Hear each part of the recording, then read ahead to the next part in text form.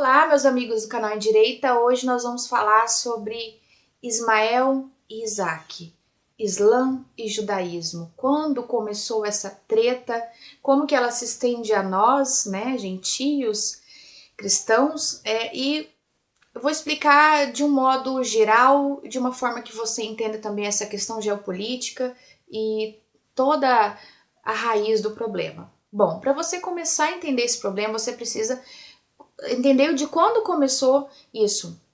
Isso começou com Caim e Abel.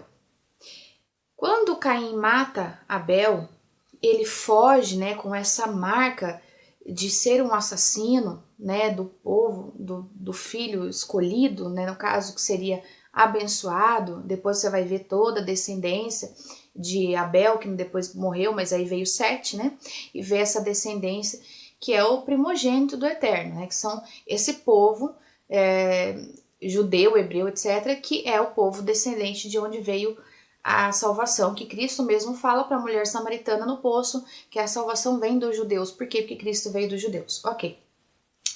Caim sai e ele fundou a primeira cidade, Quando ele fundou essa primeira cidade, eu acho engraçado, né? Porque é uma coisa que eu sempre falo, se a cidade fosse bom, teria sido fundada pelo Eterno e não por Caim, né?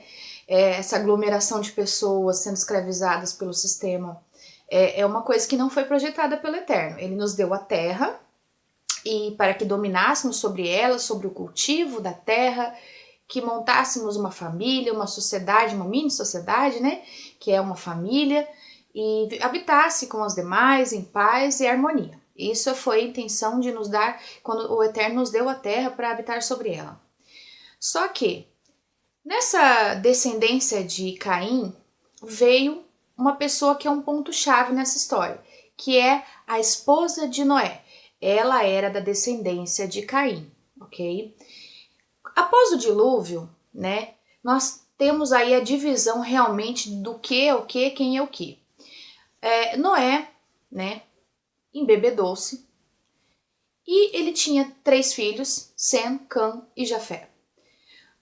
O descendente de Caim, que era Cã, tem até um nome parecido, filho daquela mulher que era descendente de Caim, que adorava deuses pagãos, etc., ele descobriu a nudez do seu pai, num dia que ele se embebedou. Só que esse descobrir a nudez tem interpretações, né? Tem a interpretação literal, que ele realmente descobriu a nudez do pai e contou para os irmãos e riram dele, e Caim riu dele, e que os irmãos foram lá e o cobriram e tal e tal. E existe uma outra interpretação, com base no livro de Levítico, que fala sobre descobrir a nudez como um ato sexual. Então ele pode tanto ter sido abusado, e até faria mais sentido pela gravidade da maldição que ele jogou sobre Cã, né, que já era amaldiçoado, mas pela sua descendência, mas aí fica externado aquilo e fica bem definido. Pois bem, quando Noé se recuperou, a Bíblia diz que ele soube do ocorrido, né? Não se fala qual foi o ocorrido de fato, então dá margem para essas duas interpretações, que todas as duas têm a base bíblica para isso. E ele amaldiçoa Cã. Ele abençoa Sem, ele abençoa Jafé, e ele abençoa Jafé dizendo que Jafé vai ser abençoado pelo seu irmão e ele habitará, né, sua descendência, habitará nas tendas de Sem. E Cã, ele amaldiçoa. Beleza. Aí a gente tem o começo de uma longa história. A questão é que de Sem, né, saiu toda a raiz de Abraão, de Cristo, né, e de Jafé saiu a raiz dos gentios, que somos nós, que habitamos nas tendas de Sem, por quê? De Sem, por quê? Porque ali é a genealogia de Cristo. Então, a nós também foi estendido a salvação. Cã foi amaldiçoado pela sua descendência e nós vamos decorrer desse assunto e você vai entender o quem é o que nessa história. Pois bem, lá embaixo da descendência de Sem vem Abraão, que gerou Isaac e Ismael. Só que ele gerou Ismael, como todo mundo já sabe, com Agar, né? Que era, aí você vai entender muita coisa. Agar era egípcia. Os egípcios vieram da descendência de Cã, mais especificamente de Misraim, que fundou o Egito. Então, ela era dessa descendência de Cã, que era uma descendência já amaldiçoada, por quê? Porque ela já era uma descendência de Caim, tá bom? E ele gerou Ismael, e ele foi fruto de Agar, a egípcia, com Abraão. E esse fruto é conhecido como o fruto da desobediência, porque eles não tiveram fé no Criador de aguardar a promessa que ele seria pai de todas as nações, né? Então, o que acontece? Quando Ismael já estava com seus 13 anos, Isaac já tinha nascido, ele zombou e ele implicava com o seu irmão Isaac. E Sara, vendo isso, temeu, né? E ela pediu para que Abraão retirasse esse menino e mandasse embora, mandasse para longe. Por quê? Prevendo que ele poderia até matar o filho da promessa. Né? Muita gente critica, mas Sara tem culpa por ter induzido a Jacó a se deitar com Agar e ter esse filho que não foi um filho planejado pelo Eterno, ok? Porém, Sara, quando ela manda que levem Ismael e Agar embora, que mandem embora, ela também protege Isaac, porque provavelmente no futuro isso seria culminante na morte de Isaac. Então, Abraão fica abalado com aquilo, porque era filho dele, né? Imagina, você cria por anos um filho que vai, acreditando que ele seja o seu primogênito, que vai ser o herdeiro, que vai ser um filho de uma promessa, e de repente você tem que mandar o seu filho embora. Mas um anjo apareceu e disse para que ele desse pão, água, etc., e mandasse, não se preocupasse, porque o Eterno cuidaria. E de fato, Deus, na sua infinita misericórdia, mesmo com toda essa questão da descendência e tudo, Deus deixa bem claro, e você olha isso para o mundo hoje, entende que o sol nasce sobre justos e injustos, né? Então, Deus, na sua bondade, ele falou para que Ismael fosse em paz, né? Ajudou, que ele seria pai de 12 tribos poderosas. Então, o Eterno também deu uma herança boa, tanto que você pode ver que nesses países do Oriente Médio são países ricos. Só que as pessoas vivem na miséria por quê? Né? Não todos, mas a maioria. Por quê? Porque assim como aqui no Brasil também é um país muito rico e o povo também vive na miséria, eles têm governantes que saqueiam o próprio povo, né? Então esse povo também sofre, mas não porque são pobres, um país pobre que não tem nada para oferecer esses países, as 12 tribos. É porque realmente, assim como no Brasil, um país rico de biodiversidade, o povo é pobre, né? Então, é mais ou menos por aí. Deus deu a riqueza, Deus deu o poder. Só que, lá em Gênesis 16:12, ele tem um adendo sobre Ismael. A palavra diz que ele disse o seguinte, vamos ler lá em Gênesis 16:12. Ele será homem feroz, sua mão será contra todos, e a mão de todos contra ele, e ele viverá em hostilidade contra todos os seus irmãos. Então Deus dá uma profecia. Ele mostra para nós que esse povo descendente de Ismael seria um povo feroz e a mão deles pesada contra tudo e contra todos. Nós sabemos qual é a única religião que realmente repudia todos que não são daquela religião.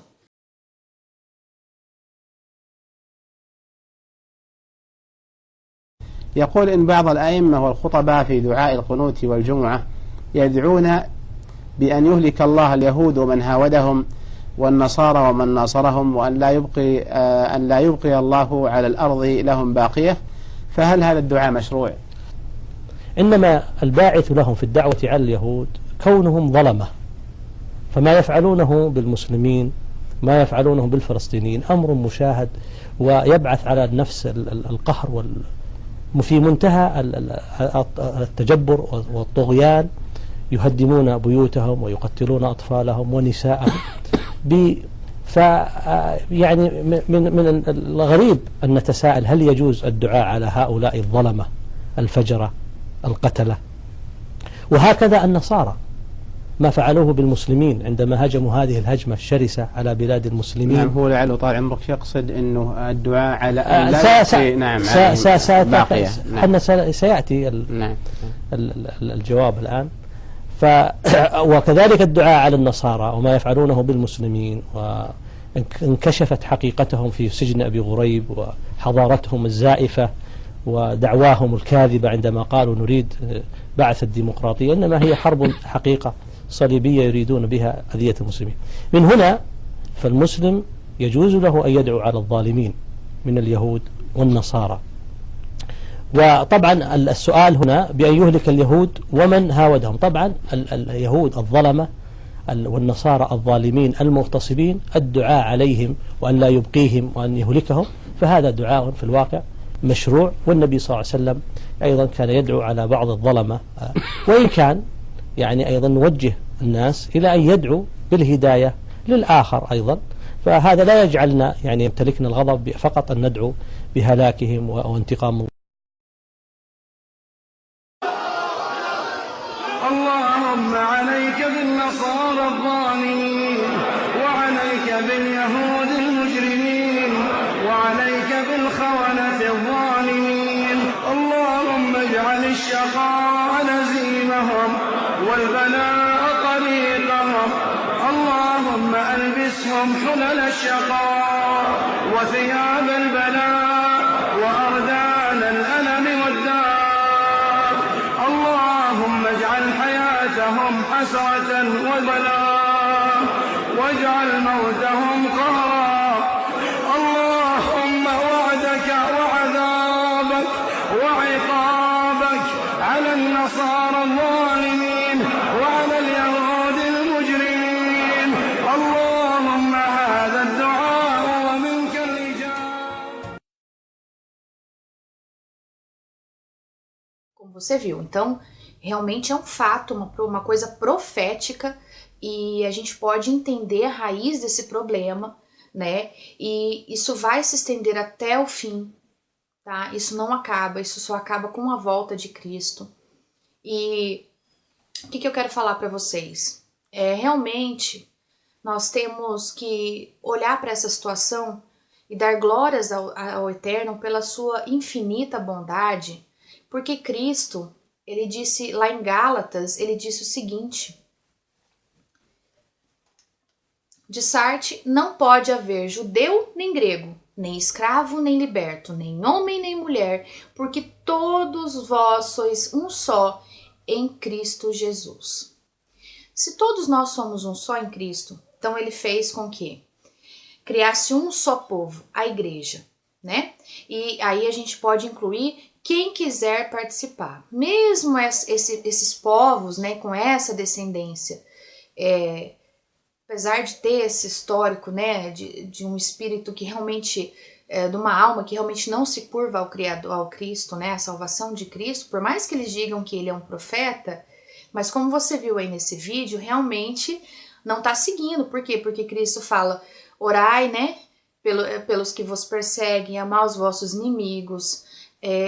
Ele fala que a gente não deve matar, que a gente não deve odiar ninguém. E assim, eu tô dizendo para você que a gente não deve odiar ninguém mesmo, tá? Nem eles. Então a gente não pode descer a esse nível de ter ódio no nosso coração.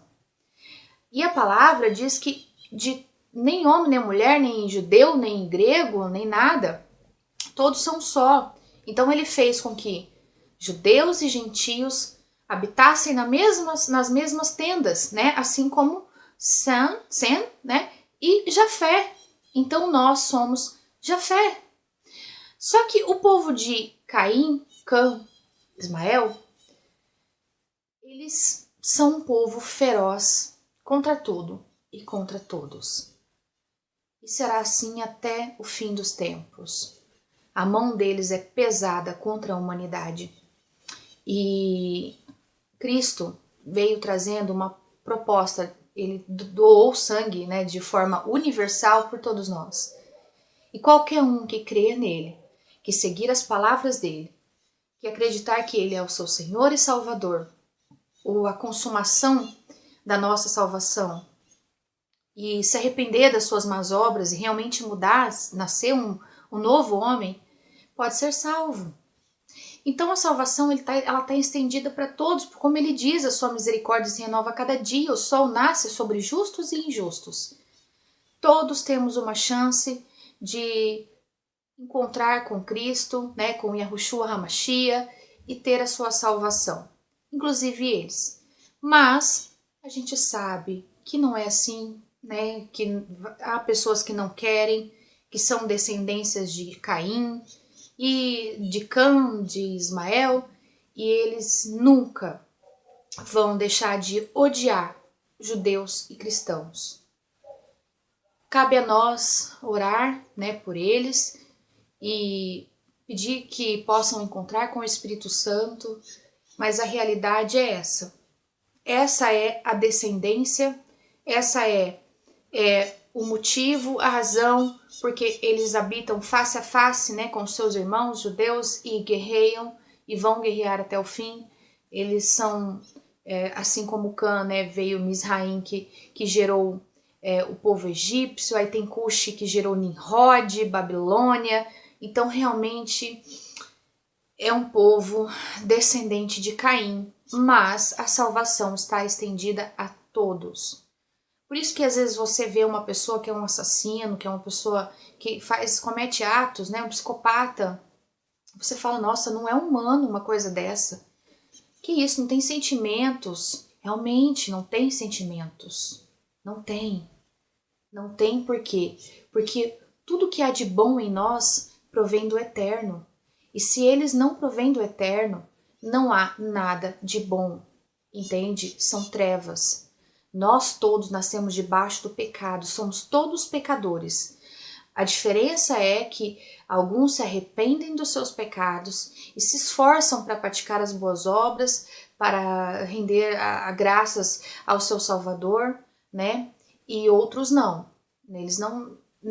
No coração habita ódio. E é isso que a gente tem que tomar cuidado, porque às vezes é fácil a gente apontar o dedo para o outro, mas no teu coração, às vezes você está me sentindo pensando, poxa, realmente eles são cruéis. Sim, mas às vezes você está sendo cruel com a sua esposa, com o seu marido, com a sua mãe. E aí? Né? Às vezes você tem alguém aí que você odeia essa pessoa, que você deseja que ela morra, né? E esse ódio não pode habitar no nosso coração. Nós somos falhos, pecadores, a graça já vem justamente por causa disso, nós não somos capazes de cumprir toda a lei, nós somos realmente um ser pecaminoso, né? Nossas ações são malignas, são egoístas, são arrogantes, isso nos define. Porém, nós temos uma chance, a cada dia que nasce o sol, a misericórdia de Deus está estendida e a salvação está estendida a todos. Então, acho que ficou entendido aqui todo esse contexto de forma bíblica, né? Como ele começou e a palavra diz que vai se estender até o fim, essa guerra, né, entre Isaac e Ismael. Islã, judaísmo / cristianismo. Sem, Cã, Jafé. Abel, Caim. Começou muito lá atrás. E por hoje é isso, eu espero que você tenha entendido. Se ficou alguma dúvida, deixe aí nos comentários. Não esquece de deixar seu like e compartilhar esse vídeo, tá bom? Um beijo da Gigi, fique com Deus. Tchau, tchau!